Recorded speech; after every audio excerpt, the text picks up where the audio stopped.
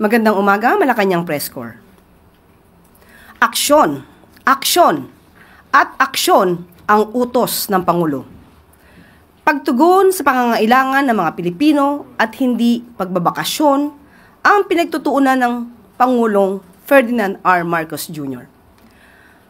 Mabilis na inaksyonan ni Pangulong Marcos Jr. ang pangakong mabilisang short-term solution. Ito ay naipatupad na. Dumating ang 1 megawatt rental genset ng SIPCOR mula sa Santa Rosa, Laguna na in-install sa SIPCOR plant sa Lazi dahil sa utos ng Pangulo.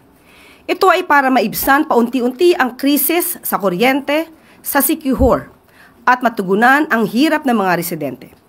Ngayong araw ay darating din ang 2 megawatt gensets ng NEA mula sa Palawan na ikakarga naman sa isang chartered LCT patungong SIQHOR.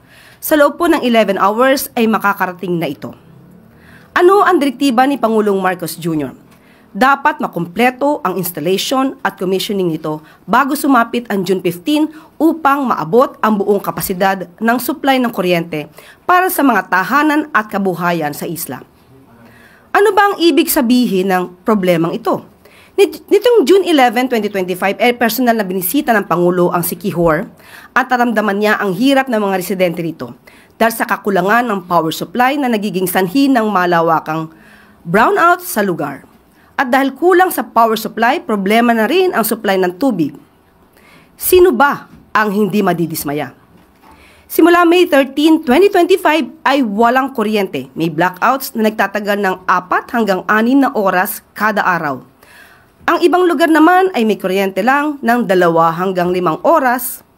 Apektado na ang turismo, serbisyo medikal, edukasyon, komunikasyon at sanitasyon. Ang SIPCOR sa pamumuno ng Prime Assets Ventures Incorporated ni Mr. Manny Villar o ng Pamilya Villar ay may 20-year power supply contract sa Procelco mula taong 2015 para magsilbing power supplier sa nasabing probinsya. Nangako na magandang serbisyo pero pangakong napako. Maraming isyu ang dapat tugunan ng SIPCOR. Very low fuel supply inventory, delayed procurement and unavailability of spare parts, and unsynchronized preventive maintenance of diesel power facilities. Power plant operations with expired certificate of compliance and rental generator sets operating without permits. Gugugulan ito ng pondo at oras ng administrasyon para sa ikagiginhawa ng mga mamamayan sa SIQHOR na dapat ay responsibilidad ng kumpanyang pinagkakatiwalaan ng pagiging power provider. Sa ngayon, ang pinadalang genset ng SIPCOR ay may problema rin. Hindi gumagana na maayos kaya mag-i-issue ng show cause order ang ERC sa SIPCOR. Pati problema sa supply ng tubig sa isla, good news ito, nasolusyonan na ng luwa dahil sa utos ni Pangulong Ferdinand R. Marcos. Ang pangako ng Pangulo, pananagutin ang mga responsable sa krisis na ito. In the short term, nagpapunta tayo rito ng mga genset. Ng malalaking genset, 2 genset galing Palawan. Pagka naikabit na yon at mapaandar na yon, kompleto na ang supply. And we have given ourselves a deadline of 6 months for this short-term solution so that 6 months from now, we do not have to resort to the emergency gensets. Nitong nakaraang linggo ay nangako ang Pangulo na mabilisang solusyon sa kakulangan ng tubig dito sa eskwelahan ng Malolos at San Miguel, Bulacan. Pinakilos agad ni Pangulong Marcos Jr. ang luwa na mabilis namang tumugon sa direktiba ng Presidente. Makakasama natin si Atty. Jose Moises Salonga, Presidente ng luwa upang ibigay ang detalye patungkol sa pakikipag-usap sa prime water ng mga Villar at Pamana Water ni Lucio Co. Magandang umaga, Atty. Salonga. Magandang umaga po, Yuse Claire. Over the past week, matindi pa sa tawag sa 8888 ang nakuha namin kasi mismong presidente ang nag-advocate sa mga consumers. So we had no choice but to act forthwith. I'm here to give an update regarding the schools in Malolos. Dalawa po yung schools na yon, yung Santissima Trinidad saka Barihan Elementary School. Apparently, meron pong DPWH contractor na tumama sa isang linya ng tubig doon, late May. So, ang nangyari, bumaba yung pressure ng less than 51%, and that caused the issue na walang tubig doon, na mahina ang tubig.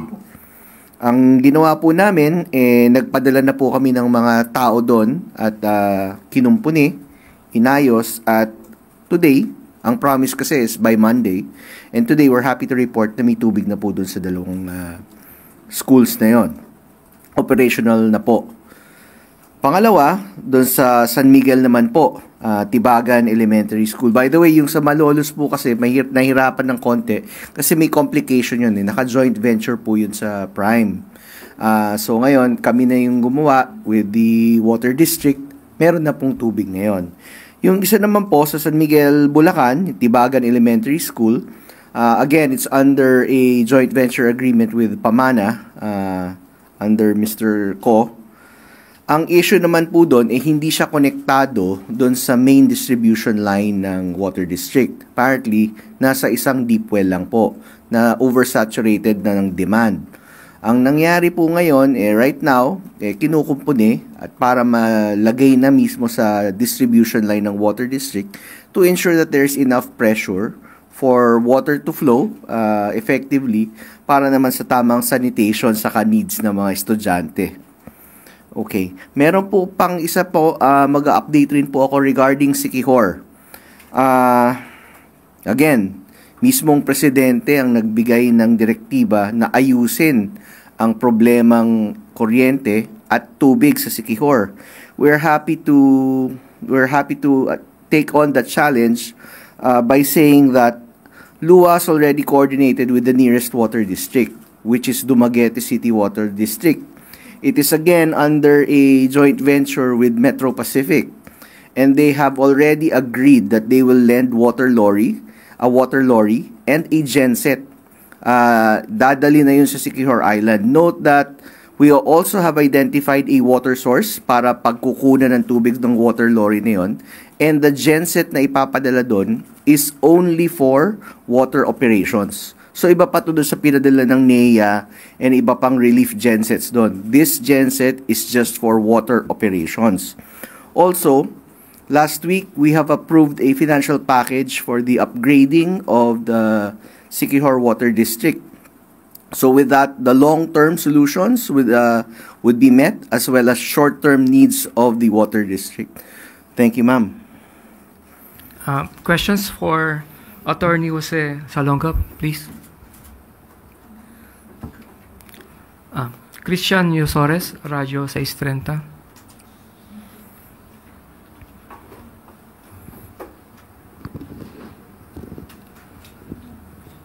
Good morning po, Attorney. I think late April or early May, meron ding naging directive po ang Pangulo na imbestigahan yung iba pang concerns at complaints sa services ng Prime Water, not just in Bulacan but other areas. Meron na po bang result yung investigation na yun? We are already finishing our report. Hindi ko lang mapipreempt. Bibigay po namin sa Presidente yun. And after his appreciation of the facts, then we'll be able to share the contents of such report. Maricar Sargan, Brigada. Good morning, Attorney. Update lang, sir. Maliban po dito sa Malolos and sa San Miguel, Bulacan, kung meron din po kayong mga info, kung may iba pang mga paaralan na may same na problem sa tubig? Actually, lahat po, 532 water districts, pinadala namin ng memorandum circular with an attached form to report all issues regarding water supply sa kanilang water districts. This covers both private and public schools. We are now processing all of those reports and we can hand it to you or share that to you once we've finished, hopefully by Monday or Tuesday. Ito pong memorandum circular, sir, right after lang nung nag-utos si Pangulong Marcos? Immediately after. Yes, immediately after. Thank you po. Thank you, Maricar. Next question, Eden Santos, Net 25. Sir, wala po bang plano ang LUWA na i-take over yung mga water, yung mga sinusuplayan po ng prime water para naman masiguro natin na tama, may sapat na supply ng tubig at malinis po yung na ibibigay sa mga consumer? It is one of the things that we may look at, but it's not really, ang solution doon is to provide water immediately. Now, I believe the contracting party has obligations to meet. So, una, simulan natin doon. Once, if hindi talaga magagawan, we'll cross the bridge when we get there. Matagal na po itong mga joint ventures na ito po ng Prime Water. Bakit po humaba pa ng tumagal pa ng ganito sa ilalim ng Marcos administration? Ngayon lang ba talaga lumutang itong mga problemang ito? Kasi dati po marami na rin kami naririnig na Yes. issue about sa service at saka po sa supply ng tubig ng Prime Water. Mabuti na ngayon na naaksyonan. No? Kasi actually marami na talagang issues to even before pa the Marcos administration came. In fact, lumobo nga to before pa eh. So right now, napapansin na. So I think that's something that we have to be happy with, that right now we are actually taking care of the consumers who are affected by this problem. Opo, 3 years na po sa pwesto ang Pangulo. Ngayon lang po ba ninyo napansin itong mga problemang ito? Kung matagal na po pala? Actually, ma'am, kung 3 years na po ang Pangulo, 1 year pa lang ako. Ngayon ko na inaaksyonan. So maybe we should be asking other previous administrations. But I think to be fair with them, they have addressed the situations also. Ngayon lang yata lumala. Thank you po. Ivan Marino. Sir, I understand you said you're coming up with the report, and then after the President appreciates the facts of the report, i-share nyo sa amin. But what is the expected outcome of such a report in terms of improving the service of the areas covered by Prime Water? Okay, what we plan to do is to come up with short-term solutions as well as a systemic long-term solution regarding this matter. No, it was unprecedented. By PD 198 did not contemplate joint ventures with water districts. So that's something that we have to face right now. No, it's part of development and evolution of our economics. So after we present, we will address it in 2 ways. Short-term solutions and a long-term systemic solution regarding this matter. Kasi utilities to eh. Hindi talaga nasusolve ng mabilisan. And what are we looking at? Is there a possibility that the contracts entered into by Prime Water will be rescinded in favor of government so that we can probably improve the service? Kasi yun naman ho ang bottom line natin dito, hindi ba? Bottom line. Pero titingnan muna natin all legal solutions. Kasi the solutions here is both commercial and legal. So, again, once after the President appreciates the facts of the matter, then I can elaborate and elucidate. Thank you, Ivan. Next question, Pia Gutierrez, ABS-CBN. Sir, yung sa Siquijor, ang nabalitaan lang kasi namin may problema sila sa kuryente, pero meron din pala silang problema sa tubig. Could you give us yung situation po ng water problem nila doon at gaano ito kalala? Well, a lot of people don't know that most of the time, yung water situation natin is dependent on the power situation. Water pumps are run by electricity. And I believe one thing here is, sadly, it's a Villar affiliated firm also. So Sipcor Power is I think under the umbrella of Prime Resources, or parang ganun na nangyari. So once usually nawawala ng kuryente, there may be a lack of capacity to pump water in that distribution network. That's why one of our solutions is to ask for a genset to be provided there dedicated for water operations. Kaya kahit mawala ng kuryente doon, ma-assure mo naman yung mga tao, may tubig naman kayo. Pero beyond this short-term solution, sir, may nakikita tayo na a more permanent fix to the problem. LUWA, I have approved a financial package for the water district to improve their network. So hopefully that addresses their issue for the long term. Thank you, Pia. Next question, Tristan Nodalo, Newswatch Plus. Hi sir, good morning po.